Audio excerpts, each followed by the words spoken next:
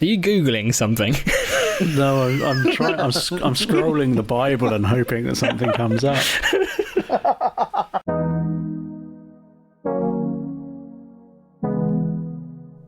We're a group of normal people, all trying to figure out how to follow Jesus in the 21st century. Despite this thing that unites us, we all have very different views on church, religion, life, and faith. We want to invite you into our conversations so that you too can hear new perspectives, unique ideas, and see that it's okay to be honest about your faith. Welcome to our podcast.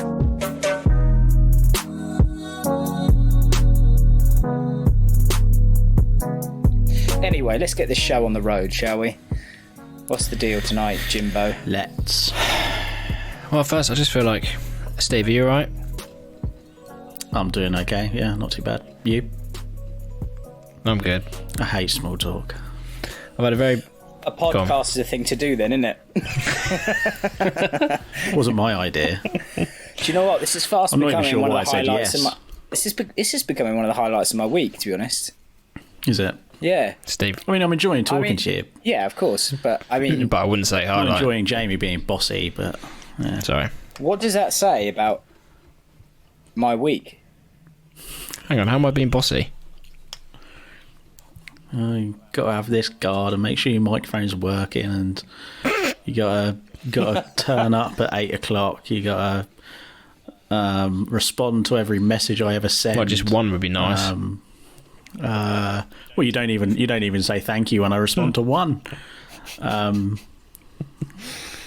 what you want, basically, innit? Words just- of affirmation. Yeah. The obsessive compulsion really comes out. So, Well- but I love you for it. Thank you. We each have our own problems, don't we? Our own character flaws, and mine is just obsessive. So, so today is episode... I don't know. 7 or 8? Something like that. I didn't think we were numbering them. Yeah. Well, Because yeah. no, are we... I thought the idea was that people could listen to anyone and it wouldn't be like...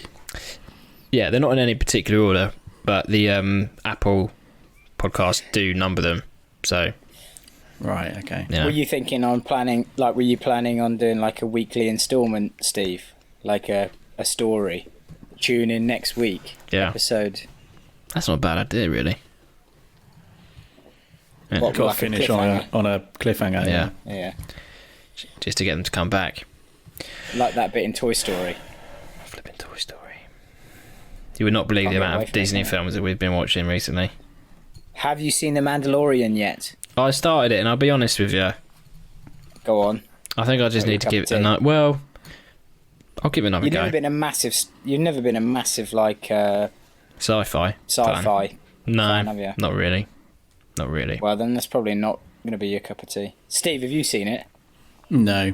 It's Do you- Star are you- Wars. Have no interest. Oh, really? No interest in Star Wars at all? I've Here we go. seen the main films, but I tend to find them a bit dull. Is a What? Star Trek fan. Oh, you're a Trekkie? Absolutely. Yeah. Oh, okay. Yeah, they are two different breeds. Mm-hmm. Yeah. Very. You do find that occasionally a hybrid. Like my wife, she digs them both. She loves them. She loved The Mandalorian. Yeah. I wouldn't say I'm massively loyal to Star Trek because it's Star Trek. But Star Wars, I think it's just overrated, personally. I actually would agree with you, Steve, if I'm honest. Oh, guys, Yeah. you got to set the. Okay, I will give you this on the first 3 films, and when I say 3, I mean chronologically, as in narrative order, like the new 3 with what's his name? Oh gosh, Well, yeah, I know what you mean. you know the one I mean. Who plays Obi-Wan Kenobi? His name's just dropped out of my head. Yeah. Ewan McGregor. Ewan McGregor. I mean, I feel for those guys because they were basically like put in a green room, told to sit on a green box and act. And you Like, can that's tell. what happened. You can really tell. Yeah. And who the hell thought Jar Jar Binks would be a good character? Someone somewhere needs to be reprimanded. Yeah. I didn't mind Jar Jar Binks. Right. He actually brought a bit of comedy and entertainment to Star Wars, a No. sufferingly bland brand. Wow. I'm sorry, but you've got to put it in context. I am your father. Like, that's a trope now that's been done to death. But it was the first time. Imagine the power of that moment when no one saw that coming. No one No. saw that coming. Like, I'm sorry, but I profoundly disagree. Yeah, and then when you go back and watch it now, and you see that scene, it is so dull, it's unreal, and so poorly acted. Mark Hamill, I didn't like him because he was Luke Skywalker for years until I found out he was Joker's voice. And then I just found out he's just a wonderful human being. But Star Wars, he just suddenly, any personality gets completely sucked out of him every time he goes on Star Wars. Do you know, I thought our big disagreements were going to be over theology, but Turns out turns out... it's Star Wars related. How's everybody's eating habits being over the quarantine lockdown period? Bad, really bad. I said to my congregation this week, I was like, you might be concerned that someone's eaten your pastor. Like, when you see him next, you'll be like, Yeah. that man has eaten my pastor. Yeah. Yeah, it's not great. I think I must And I'm check the really- fridge yeah. about 20 times a day, at least.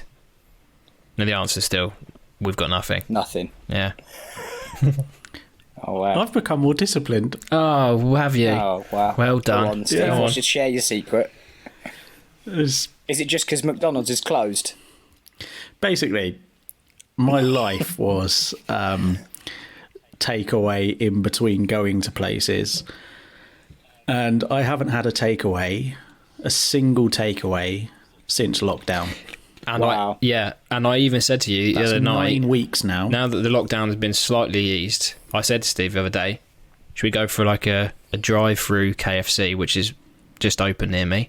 You know, we could drive through in separate cars, park near each other, and do like a gangster chat through the window thing like he did when you were about 17. He said no. He wasn't up for a KFC. Couldn't believe it. Have you changed your view on it then? Are you not feeling it now?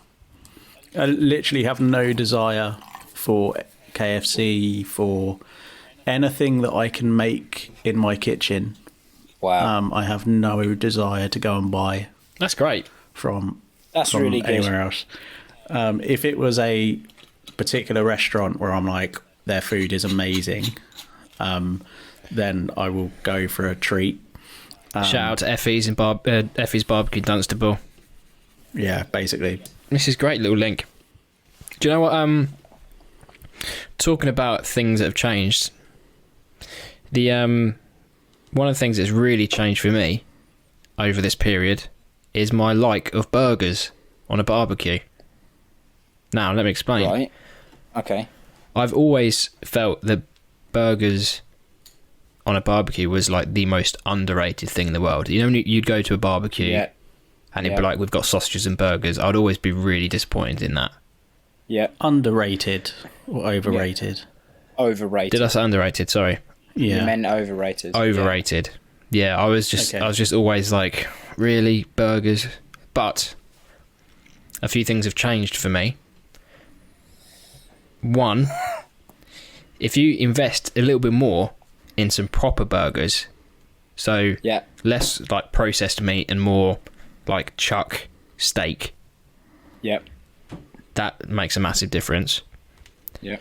And also, if you accessorize the burger better, Yes. so it's not like just a burger Yes. in a bun with some tomato sauce, Preach. but you do like this, you do perhaps a bit of bacon, you do some gherkin, a bit of mustard, a bit of Yeah. mayonnaise, a bit of lettuce, a bit of cucumber, a bit of red onion. Yep. It's changed my life. The other issue is sauces for me. Like, if I'm going to eat a burger like that, I need to cake it in sauce. And I don't care about mixing. Like, if I'm doing that, Oh, the other thing, brioche buns. Yeah. Oh yeah. I Like, agree. Yeah. who has a burger now without a brioche bun? Yeah.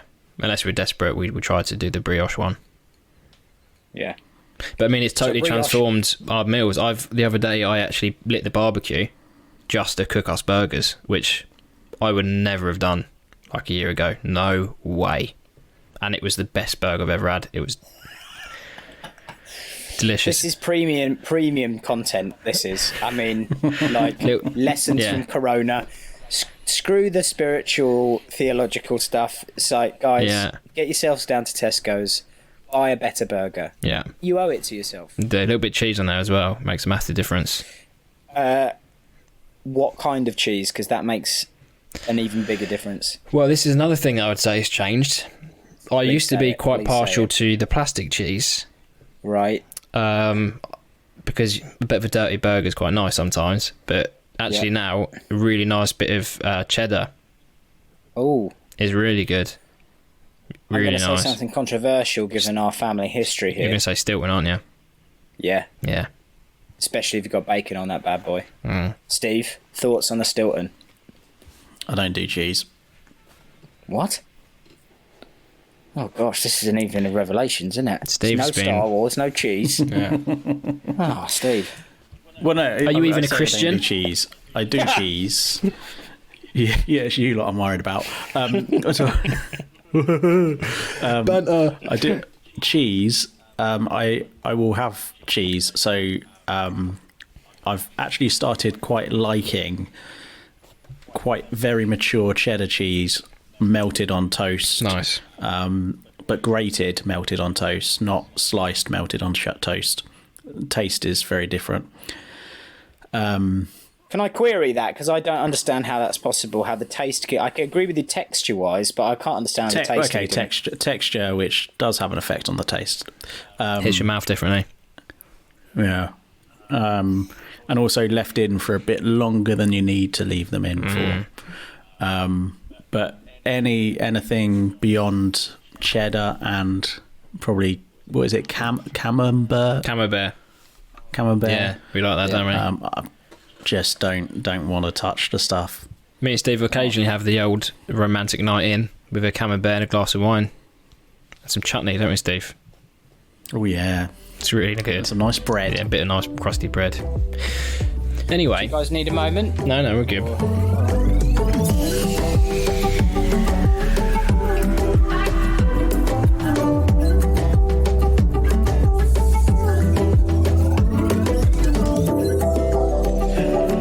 Right, well, this actually brings us on quite nicely to... Nicely. This brings us quite nicely onto the conversation tonight about changing our minds. Less around burgers and Star Wars, and more around bigger issues. We had a really nice message this week from someone. I won't say who they are. We had a message from someone, our first one actually, saying how much they like the podcast and that it made them reconsider some various things just by hearing some different points of views. And I don't think we've really talked about anything too controversial yet. But I think just the idea that there are other views out there was a very helpful thing for them. So changing our minds. I've changed my mind on lots of things over the last few years. But for some reason, the very concept of changing our minds can come with quite a lot of, I don't know, negativity, fear. So I mean, from our background, Dan, Yep. I'm just going to speak on both of our behalves and you tell me if I'm wrong, but the very idea of reconsidering your views was pretty unacceptable, would you say? Pretty bad, yeah. Overtly unacceptable? Were we told not to, or was it just a subconscious thing in the background where it was just not acceptable to do that? I think there are so many things at play in this. Like I've spent a lot of time thinking about this. It's like, why do people change their minds? What kind of things are people willing to invest? Think like when they change their minds, how is that impacting their life, their social environment? There's just so many things. And when it came to our upbringing, I think all of those dynamics are at play. So I'm quite excited to pick these apart tonight a little bit, and talk about what aspects are pertinent, particularly for faith and theology, because I think they're identity issues to a certain degree, which is probably why it's such a hot issue. Yeah. That was a bit rambly. Sorry, I'll get going in a bit. That's all right. It's been a long day. Yeah. I feel like it's been a really long day today. I haven't really done that much. Just been sat by the computer all day, doing bits and pieces. Well, welcome back. Thanks. Steve, changing your mind. I guess you have a slightly different... well, you do have a different background to us. You weren't brought up in the church environment. So perhaps, I don't know, the whole changing your mind thing might not be an issue for you. But in your current environment, is that... Depends what you mean. Hang on. Well, go on. Hang on. It depends what you mean, because I think you're coming at it there with a perspective of changing your mind from fundamental or conservative Christianity, whereas for me, I came from a point of changing my mind of having no religion to being part of a religion and being the only one in my house who was. So I just think there's a different side to it. I don't, you know, I think that's where I'm coming from, and that impacts me now in different ways to what I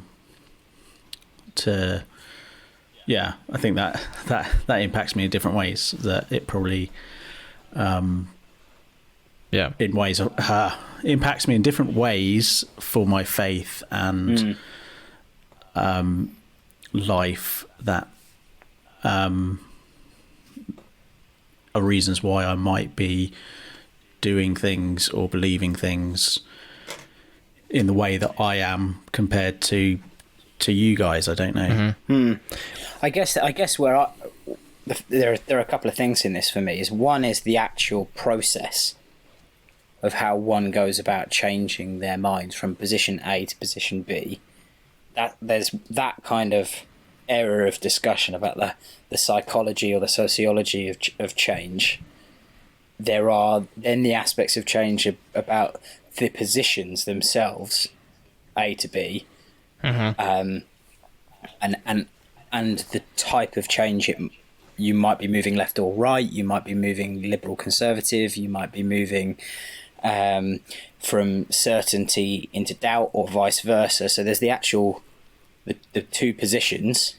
That's one area of discussion. And then the other thing is the implications of both of those, like how that works out in your relationships, how that works out within your community, how that works out politically. So I think there are a number of different things we could hammer out about this dynamic. I'd be fascinated to hear your story a little bit more, Steve. I know we're going to have a session at some point about hearing your story, but hearing each of our stories. But the fact that you moved away from a social line, or like a dominant structure, into a place where you were the minority in quite a significant part, like the familial unit, the family unit, to leave that structure behind in such a significant part of your thinking and practice as faith, that's a huge move and not a common one. Normally people move into units of, and I suppose maybe there is an argument to be made. I just like to hear how that happened a little bit. What now? Well, yeah, a little bit. Like, without giving too much away. You've hinted at some of the things that, you know, you had relationships in school that provoked certain questions. There was the very personal process, but there must have been a cognitive thing that was happening that was bringing down the old structure, or at least destabilizing the old structure, and something new was being conceived or constructed in its place. Yeah. I don't know if that's going to be easy to articulate, if I'm honest, because I think though when I look back at it now, it was actually only a matter of months. It felt like a very long and gradual process, Right. where I was asking questions, and I wouldn't want anyone getting this idea that my parents were dominantly against Christianity in any way, shape, or form. I think they always encouraged us to look into things for ourselves, to basically go our own way, and to think about those sorts of things for ourselves, and they wouldn't ever discourage us from looking into it. I think the rubber did hit the road when I announced I was now a Christian. I was going to be baptized and join a church, and I think that's where that's where it got harder. But in the journey, that's fascinating to me, because like when we talk about changing our minds, we tend to perceive this within like cognitive rational categories. It's like an intellectual process that requires some cognitive effort to think through, to reason, to rationalize, all of that stuff. And it sounds like your parents raised you to think critically. Oh yeah. Whereas we were actively discouraged from thinking critically about things that there were certain areas that were just not encouraged. They were kind of the subjects that you didn't explore. But I don't think that was like an overt don't talk about these things, ask these questions. I just don't think it really happened. I can't ever remember being explicitly discouraged to do that. You might have a different experience, but I can't remember ever asking a question and be frowned upon or whatever. No, but I think okay. So my memory, and maybe there is some revision going on here, just because that's how our minds work. But I think the answers that were supplied to the questions we had shut down the critical thinking process. So although it was never expressed, we don't talk about that, or we don't think about that, the way the answers were worded actively discouraged the process of thinking about them. They were settled, I can recall like the doctrinal discussions. They were never kind of packaged that way. It was never like, oh, we're going to sit down and have a conversation about doctrine, but it was, what do you think about this? Open question. Then response came, party line, standard formula that stopped it was almost like you don't ask the question. Do you know what I mean? It wasn't like we don't talk about that. It was more, here's the supplied answer that we as a family, and by extension our tribe, answer this. And that's what you need to know. Yeah, but I mean, so there's two things to that. One, at the risk of annoying both of you straight away, is that not just what church is like in general? Like, there's someone up the front that tells you the answers effectively, and it's not really encouraged, at least within the church context, is within the service, for any kind of let's discuss ideas, let's chat through different perspectives on this. It was very much like, here's the answer, you just digest what I've got to say to you. So that's one thing. And then the other thing is that I think in hindsight now, like our parents were on quite a journey. And I think when you're in that moment, like sometimes the easiest thing is just to give the answer that will perhaps just because perhaps they didn't know. That's a You know what I mean? Like, and it's the same with me now. Sometimes I get questions from mine, and sometimes you do just have to give an answer, which you know is not necessarily that's not as nuanced as it should be, or not as honest as it should be, but it's the answer that you think will do for now, you know, because you don't know yourself. So I wonder whether there's a bit of that going on as well, a little bit. But isn't that the point of a party line, like a dominant consciousness of a tribe or group? It's like, it is often, it's like an unspoken agreement, and the very fact that it's unspoken is where the power of that lies. It can't be questioned, because that's the thing that holds us. That's the thing that binds us together. That's how it felt, anyway. And I guess that's where I'm gonna go, because my thinking is it's more about feeling than thinking. But Steve, you wanted to jump in on that.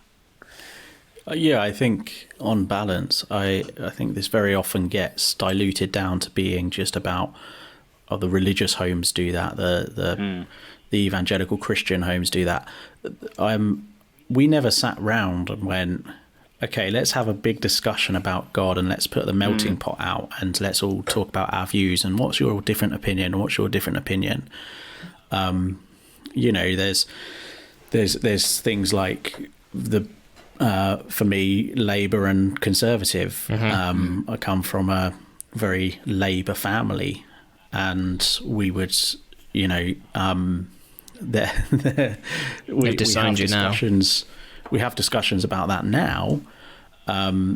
Me and my dad, this is, and we can come sometimes at different angles.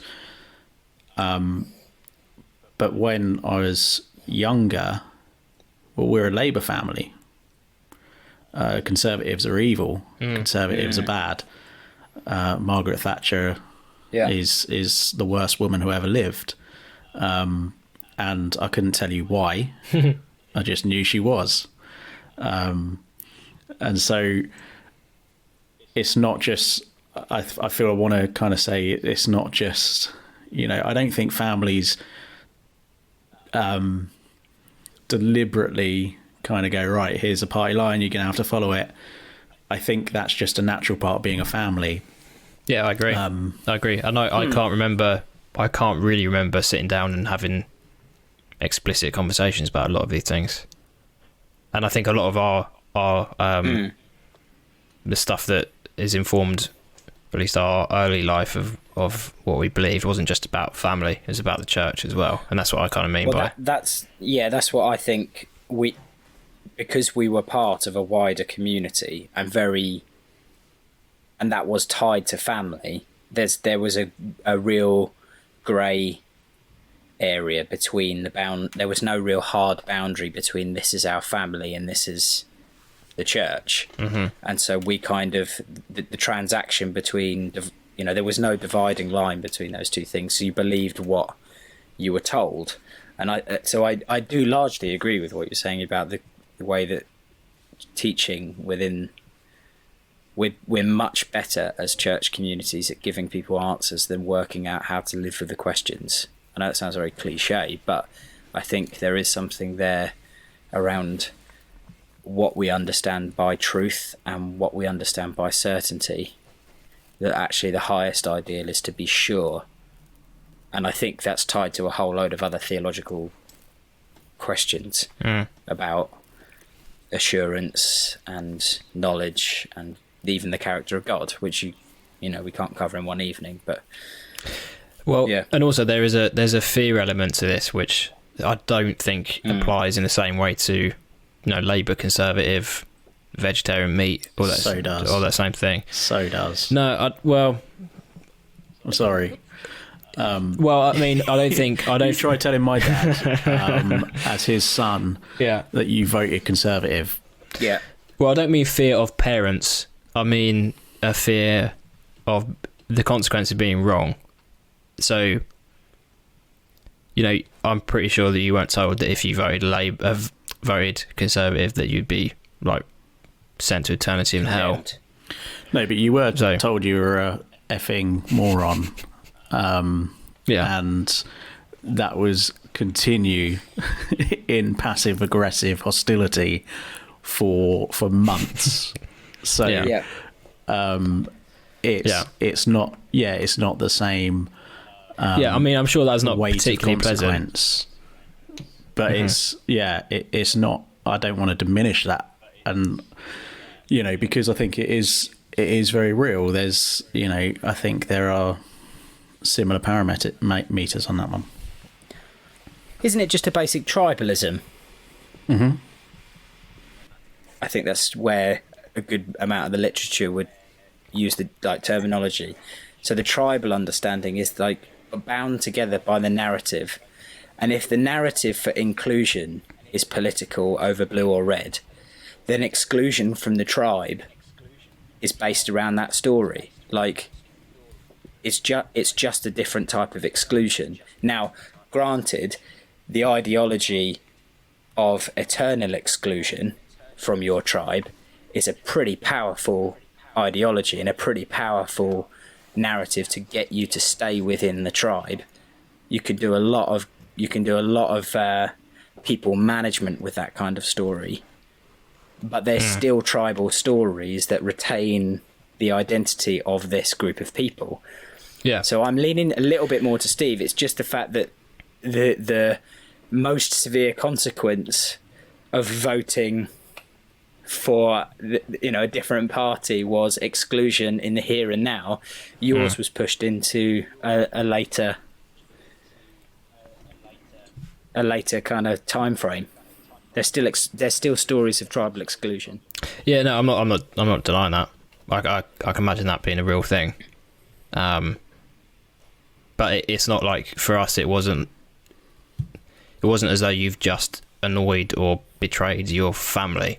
There was a fear of you've gone against the Almighty God. Yeah, but when you're coming from a framework of there is no Almighty God, Yeah. to be excluded by your parents is a pretty heavy burden. Yeah. Yeah, that's fair.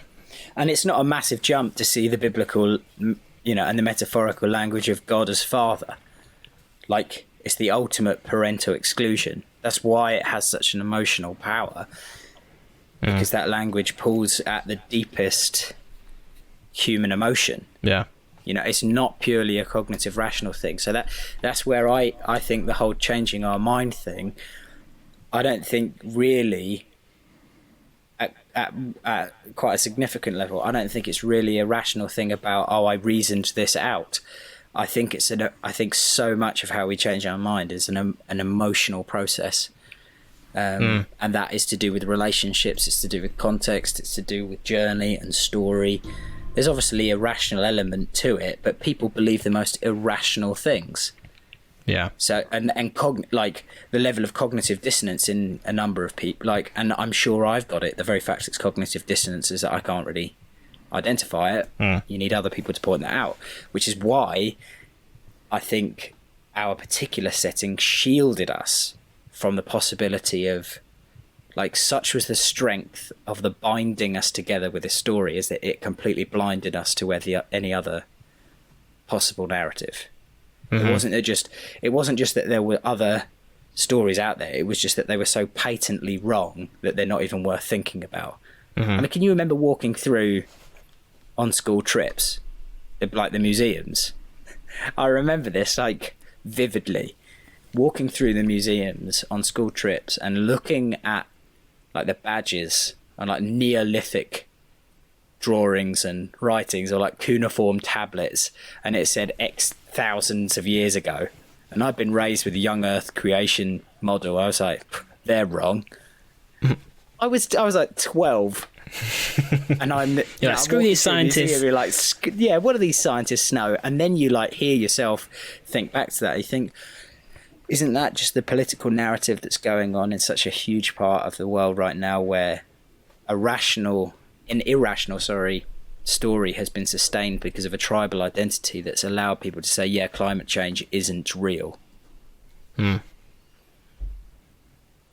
Like, isn't that what's happening? I don't know. Yeah. Steve's got a quiz. Steve's got a It quiz. just feels like a change of subject. Yeah, let's not get into climate We've gone change. from changing your mind to climate change. No, well, what I mean is, it's like there I know are what you're saying. there are huge areas of like thinking that people have retained a particular view on because if they were to change their mind, it would push them to a place of exclusion. Mm-hmm. And I don't think that is a rational process. I think that is an emotional thing.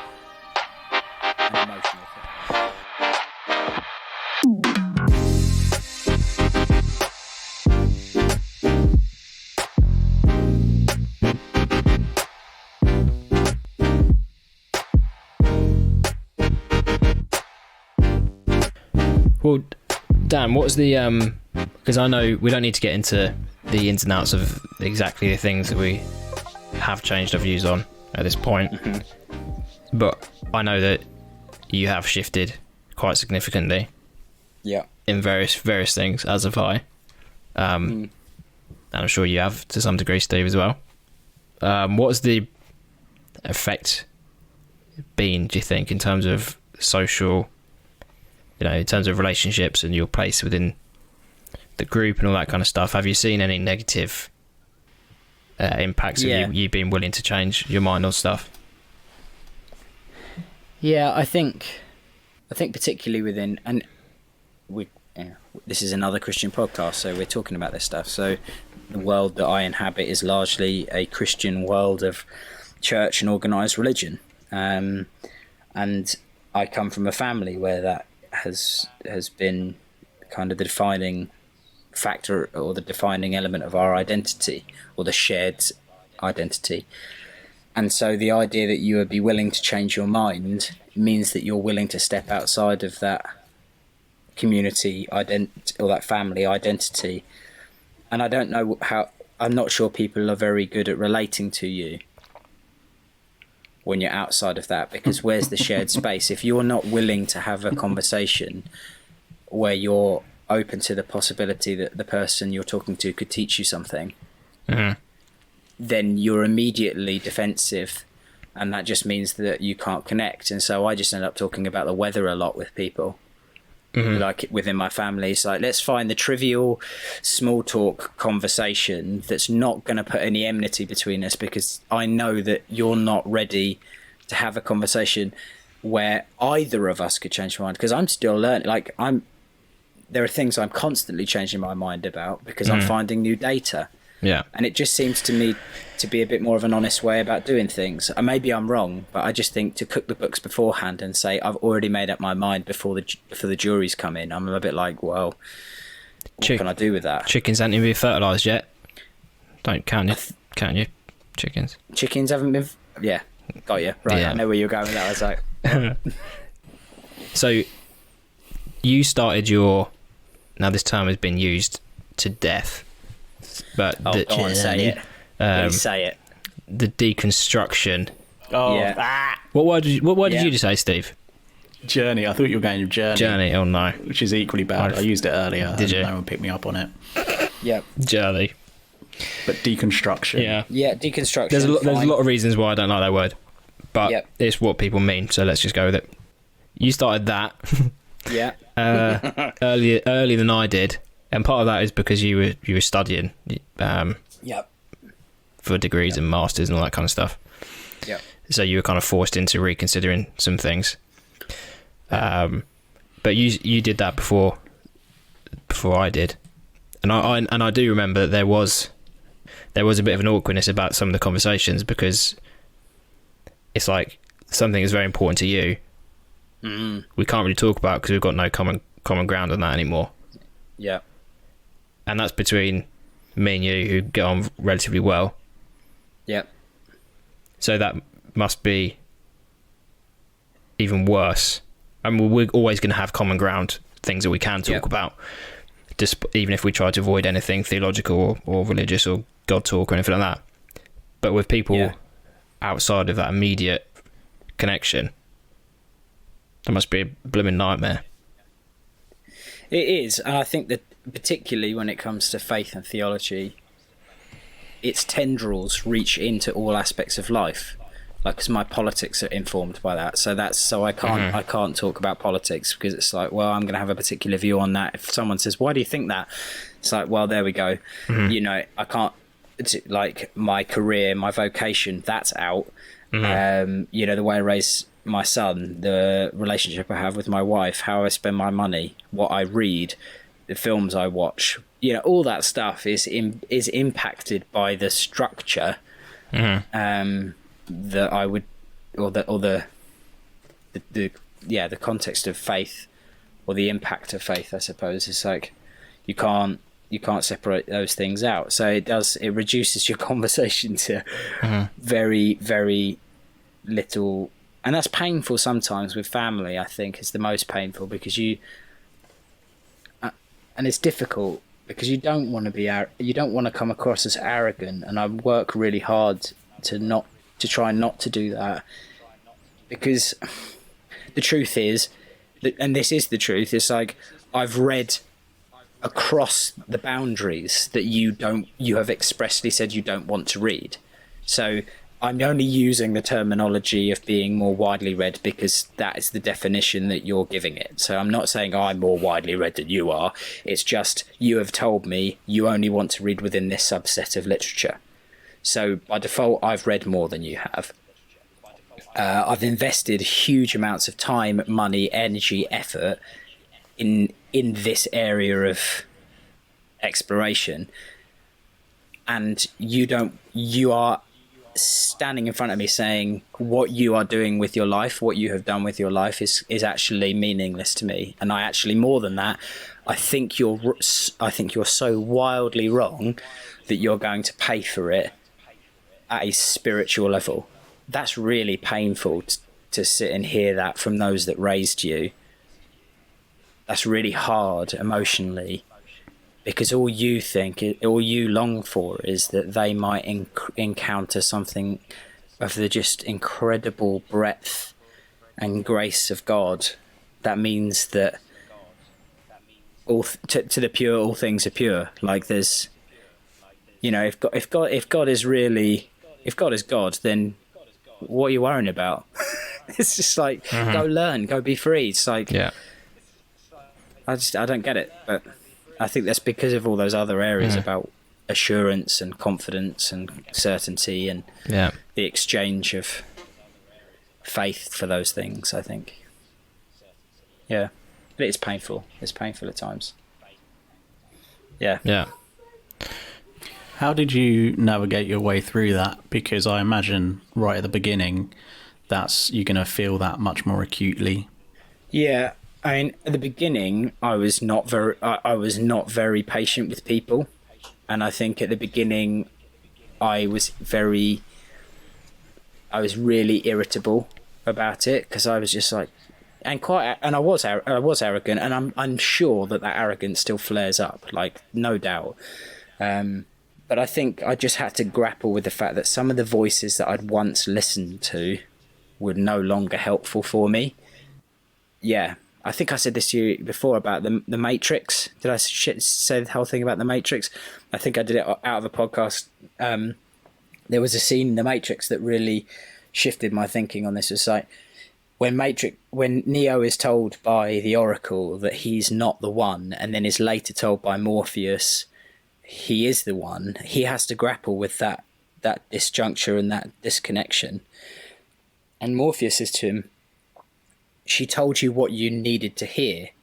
And I just had to realise for myself, and I believe this to be true for most people, to be honest, I think this is how the world works, is that as we grow, there are things that become freshly relevant.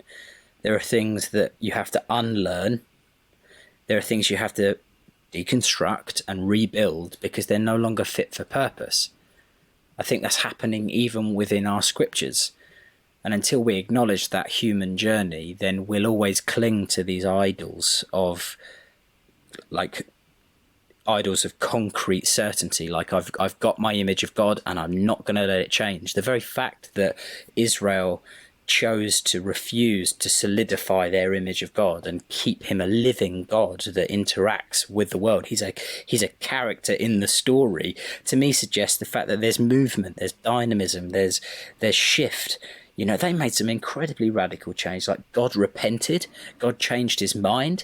It's like this character is so powerfully engaged with the world that he's created that I think, how can change and changing our minds not be a fundamental part of this story that we inhabit? I just think as soon as you say, I'm not moving from this position, I think your experience of life and joy are immediately stunted. But that's my take on it, I suppose.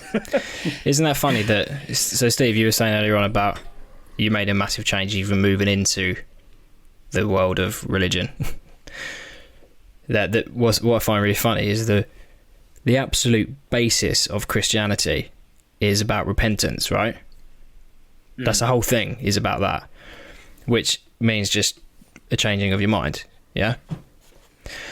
So I know there's religious terms for that, which is like over time. That's sanctification, which people love. That people talk about that all the time. But is sanctification not just another word, another way of expressing change? So, like, if you've just become a Christian and that's the end of the story, then you're not living in any way of repentance long term, are you? If you've just, like, isn't that the most fundamental part of the story? I mean, I think change is a fundamental of Christianity. I think, you know, right from the beginning we're told repent, which Dan can give me the Greek word because I can't remember it. Metanoia. He said it the other week. Boom. Oh, look at you! There we go. Metanoia. Oh, no.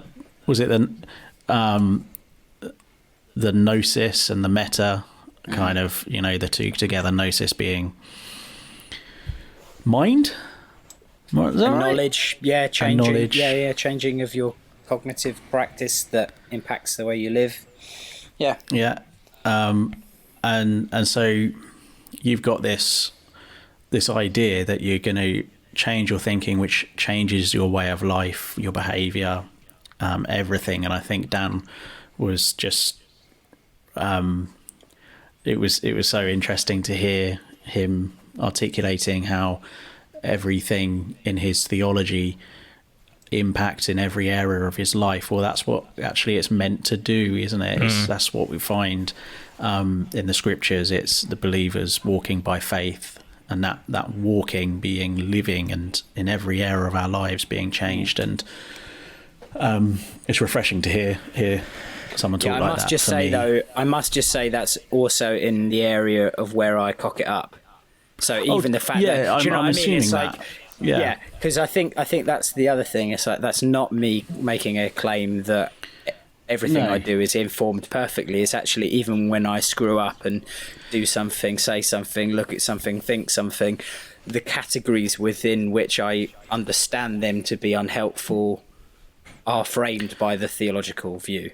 Well, there's the idea again. There's the idea of sanctification again, because actually it's a continual process of changing and growing in not. You know, I know we might kind of niggle about semantics here, but you know, growing in knowledge of you know, and I realise what that means for you guys. Possibly slightly different for me, but kind of just that implies changing what we're thinking and what we're believing. There are, you know, and I think for me, because a lot of this is bringing up kind of my kind of conversion story in my head when you're talking, Dan, about the things you experienced, because I think I remember saying to my sister when I first kind of said to my family that I was a Christian, my sister was like, you know, well, what are you going to now believe about science and evolution? And my response was, having never thought about science and evolution, was, well, I've got to look into that, haven't I? I was like, and I'll find out, and I'll seek to obey God. Yeah. But I didn't know. Yep. I do have a view on it now, but anyway, the Mark it down. Mark it down for a future episode. Continuing, kind of down that route. I just think there's, it's interesting to me. I don't think I would discourage people from looking into things and reading things that are even different to the tradition that I would belong to in teaching, the tribe I belong to, and I think, I just think I haven't. When people have come to me and said, "I'm reading this," and I've kind of gone inside, I don't like that myself. But at the same time, I take the view that if we're constantly examining, constantly thinking, if you believe God is God, I liked what you said, Dan, because if you believe God is God, then I just don't see much being off bounds in terms of trying to see what is true, because truth is truth and no one's got the monopoly on it. No. And actually, like, the thing that one of the key bricks that came out of the wall in the deconstruction was the idea that truth can be solidified in abstract propositional statements, because I found that I'd constructed this wall out of isolated statements that I believed to be true as propositions, and then one thing came out and the whole wall, the whole deck of cards came tumbling down. And someone said to me, hopefully we'll get him on this one day, he's a great guy, he said to me, isn't it interesting that Jesus said, "I am the way, the truth and the life"?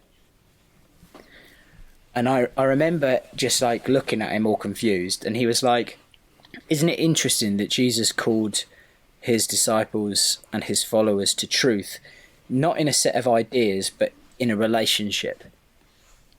Isn't it interesting that Jesus talks and uses the metaphor of journey in connection with knowing him as you know a person, not as here's the sheet, memorize the catechisms, memorize the doctrine, you'll be all right. Now, he could have done that. He could have codified the whole thing, but actually it was, I am. And I just think, gosh, that's really profound for our understanding of truth, because if I'm deepening in my relationship with Jesus, now I know that even in and of itself can be a tricky thing to wrestle with, but it's something subjectively that I know and experience, is that as I deepen that, then I'm deepening my understanding of truth. And simultaneously, I can actually be losing grip on some of the propositional statements because they no longer fit with my understanding of this relationship I've got. But I'm held by the relationship, not by my cognitive adherence to a set of propositional statements. Like, that isn't what the whole thing's about. And if it is about that, then we need to panic because, as you say, no one has the monopoly on that truth. No one can fully articulate that. We know in part, we see in part, but actually I can walk with Jesus through this, struggle with him and wrestle. And I mean, all those images are biblical images. I was in a Zoom conversation with one of my favourite theologians this week, name drop, Walter Brueggemann. And he said this thing, it was just an incredibly profound moment where it was like almost move you to tears. He's spent his entire life just churning out books, man. Like, the guy is prolific. One of the most influential Old Testament theologians of all time, I would say. And Sam Wells, who's the vicar at St Martin in the Fields, said to him, "So Walter, there's a possibility, given that you're over 80, or over whatever ages, that you might never leave your house now. If lockdown goes on, this could be it for you. How do you feel about ever after? What's your thinking on that? And I was kind of like on the edge of my seat. And he just said, I have a vigorous conviction that the God of life will prevail. I have a minimal conviction about everything else. My death will not interrupt God being God. God will continue to be the God of mercy, justice, and compassion. My death, my destiny, however that is, will leave me knowing about the God of mercy. I was like, that's it. Sign me up. I was like, that is it. Like, no doctrinal claims that required cognitive adherence to this, like, you must believe this, but minimal conviction on anything other than trust in God and trust in his life-giving relationship. But yeah, I just don't.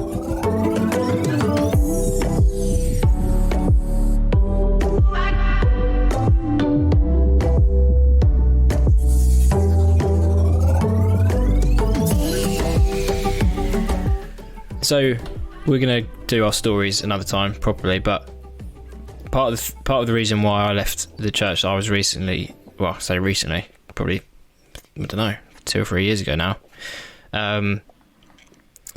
was because I could no longer hold to the statement of faith.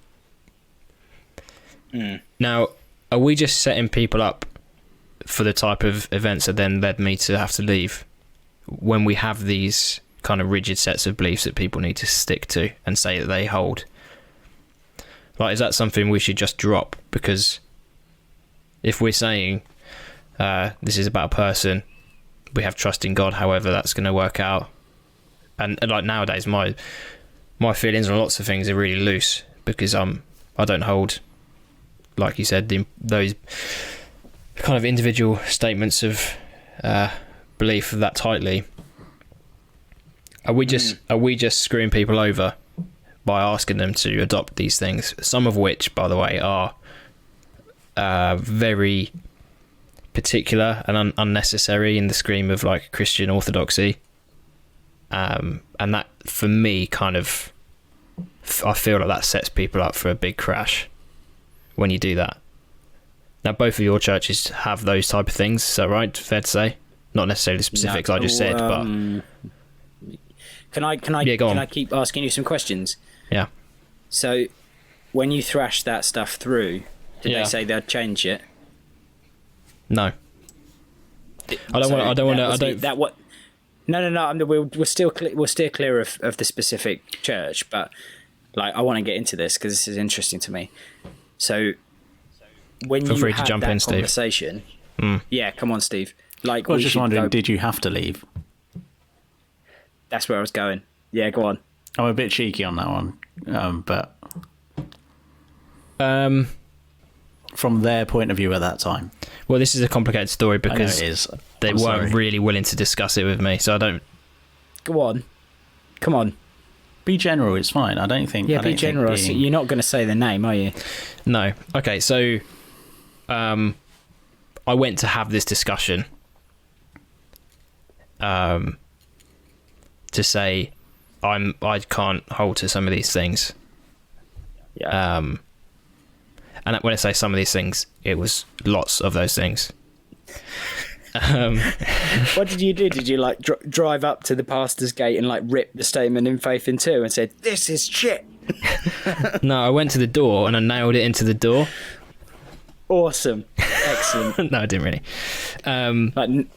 Like rebuttal. Yeah. No, I mean that was a pretty common university style thing to do in Luther's time. Steve loves this story every Steve, time. I wasn't dissing him. It. Come on. I wasn't dissing him.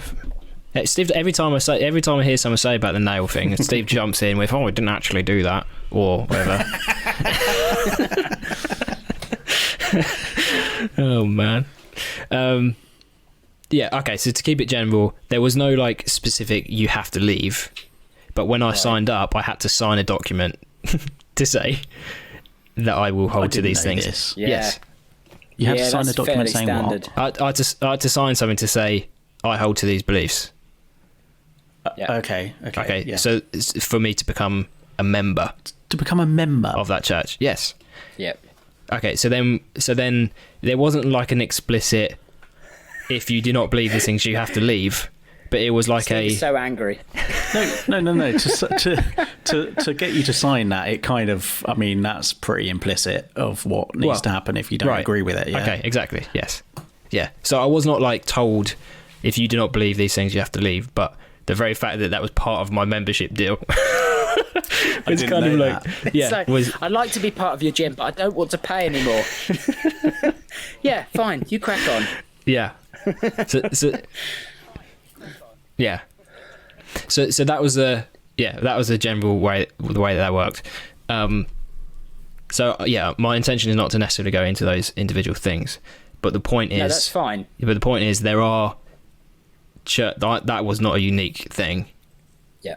Dan was nodding his head the whole way through. That's obviously an experience that you've seen a lot. And perhaps the signing of a document or whatever might be a bit rarer, but the fact that you have to sign up to a certain set of beliefs, to me, just seems like you're just setting people up for failure. Like the minute they want to invest, firstly, what that does is that stops people even exploring things, because they're like, I can't go near that topic because if I change my mind on that, I can no longer be a member of this church. So it stops people from even investigating. You know? Yep. And then also when the inevitable happens, when you do change your mind on something, you then set someone up to have a whole crazy emotional response of, what do I do with this? Do I be honest? Do I? No, and I know people, even within leadership of churches, who do not hold to various things that the church say you should. Yeah. And have been told that if they do say how they actually feel, they are at risk of losing their job. Yep. So, I mean, that's a whole conversation in itself. Steve? Can we throw this over to Steve? Because, like, have you had a similar experience? Have there been organisations, churches, like maybe even staff positions, obviously appropriate level of censorship here, where you know there are some hot button topics that if you did not play ball, they would expect they'd bench you. That's it. You're out. You're out of the game. Sorry. Well, I mean, I think that I've never been in a situation where I've had to sign a statement of faith by the church I go to be a member there. I would strongly believe that someone comes into membership of a church on their profession of faith in Jesus Christ and repentance of sins, being baptized. I'm not against statements of faith at all. I think they're helpful in various ways. What I would be seeking to do then is sort of basically saying, this is a statement of faith that our church has agreed on, and this is where this is what we're going to be teaching. And if you come to us and you're with us, this is what we believe. I think that's helpful in forms of clarity, and we can explore that, I guess. I think I think I've got issues as well. I'm not going to paint it all as light statements of faith. I think there's some difficulties here, which is why I wouldn't hold something so dogmatically that if someone came to me and started to say, oh, I've been thinking about this and I'm not really sure about that, I wouldn't be going, right, you've got to leave the church then. That's just not, I just don't think that's wise. I don't think that's helpful. I don't think that's Christ-like. But that would be different for people of leadership. Well, in terms of my own standards, I'm just going to speak for myself. I think if I was in a major disagreement doctrinally with the other elders that I serve with, then I think that I would be the one who would be saying, "Look, guys, I need to go somewhere else because we're not going to see eye to eye on this. I love you, but that's that." I mean, can I not just throw in another option? I don't understand why there isn't the option of us just saying it's okay that we disagree. Like, why do we all need to think the same thing? I don't understand that. And I'm not saying that we need to confuse people. I think it's okay and probably really helpful for the church to have a particular line on something, but to at least make people aware that, you know, this is our view. There are lots of other views out there, perhaps even within our own church, but definitely wider, like in other Christian traditions. This is why we think this. This is why they think that. Like, go away and read and find out for yourselves. I think that'd be a really helpful thing. It was only the last 4 years, for example, that I found out that penal substitution wasn't held by a vast majority of Christians around the world. And that was like the main thing that we were taught about even what the gospel was. So then when all of a sudden you're exposed to other views, it completely floors you because it's such a shock. So I kind of feel like we're shooting ourselves in the foot when you expect people to kind of stick to these very narrow lanes. Because then when the inevitable happens and they are exposed to other ideas, then we see these big crises of faith when they hit us that point. You know, I don't think it's a coincidence that people go off to university from churches and often don't come back, or people that are brought up in small little village churches or whatever are exposed to other things and then move on, or people have big crises of faith. I think you've got to expect that if that's the way you're going to do things. So we're going to carry on this conversation in part 2 of Changing Our Minds. So if you want to carry on listening to this chat, then move on to there, and we'll speak to you soon. Thanks.